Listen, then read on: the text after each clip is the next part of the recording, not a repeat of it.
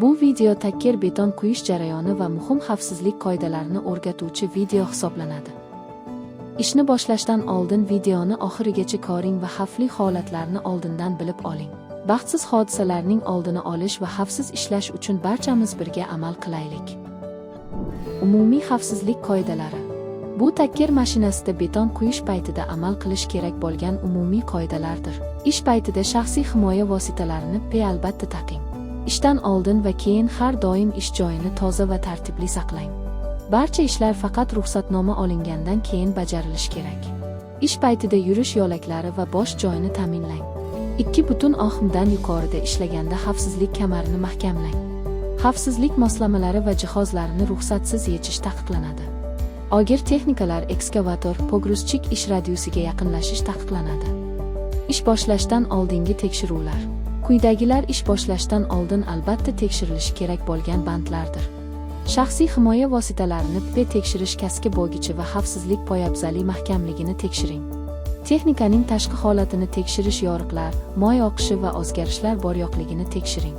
Shinalarning yemirilishi, shikastlanishi va havo bosimi normadaligini tekshiring. Ogohlantirish moslamalarini tekshirish, signal chiroqlari, yonilg'i datchigi, mayoqcha va ovozli signalni tekshiring. Orqa ko'rinish kamerasi to'g'ri ishlayotganini tekshiring. Suyuqliklar va yoqilg'i gidravlika va motor moylarini tekshiring. Ish hududi atrofining xavfsizligini va yer-grunt holatini tekshiring. Ish hududi atrofidagi to'siqlar va xalaqit beradigan narsalarni tekshiring. Piyodalar o'tish yo'lagi bo'sh ekanligini tekshiring. Hozirdan boshlab takker beton quyish ish jarayoni haqida tushuntirib beramiz. Hozirdan boshlab takker mashinasida beton quyish ish jarayoni haqida tushuntirib beramiz. Takkerning kirib chiqishi va ish tartibi. Takker mashinasini yo'naltirish va beton quyish ishlari bajariladi. Beton quyish haydovchisi ish boshlashdan oldin xavfsizlik yigilishi o'tkazish kerak.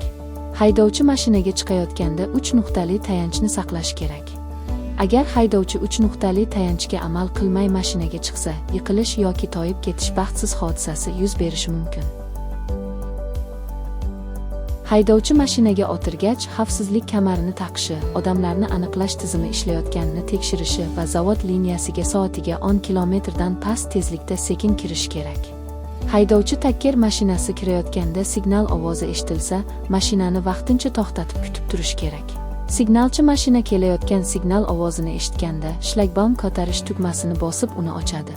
Signalchi atrofni tekshirib, takker mashinasini beton quyish joyigacha boshqarib yo'naltiradi. Agar signalchisiz ozboshimchalik bilan haydalsa, takker harakati paytida ishchilarning qisilib qolishi kabi baxtsiz hodisalar yuz berishi mumkin. Signalchi takker mashinasini to'xtatgandan keyin beton quyish joyining aylanish maydonidagi ishchilarni nazorat qiladi va strela aylanishini yo'naltiradi. Zichlashtirish ishchilari ish boshlashdan oldin o'tkazish kerak.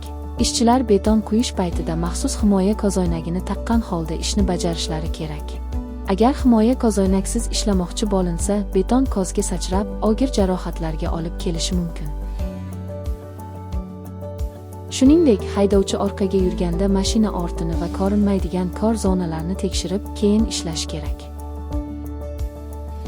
Shuningdek, zichlashtirish ishchilari mold ustida ishlaganda vibratsiya yoki toyib ketish xavfi borligi sababli yerda turib ishlashlari kerak. Ish tugagach, signalchi takker mashinasini yo'naltirib, xavfsiz joyga ko'chiradi. Signalchi mashinani tashqariga boshqarayotganda, harakatlanayotgan ishchilar va tashqaridan kelayotgan boshqa mashinalarni tekshirib, yo'l ko'rsatish kerak. Kichik e'tiborsizlik katta baxtsiz hodisaga olib kelishi mumkin. Bugun ham xavfsizlik qoidalariga rioya qilib, xavfsiz ishlashni ta'minlaylik.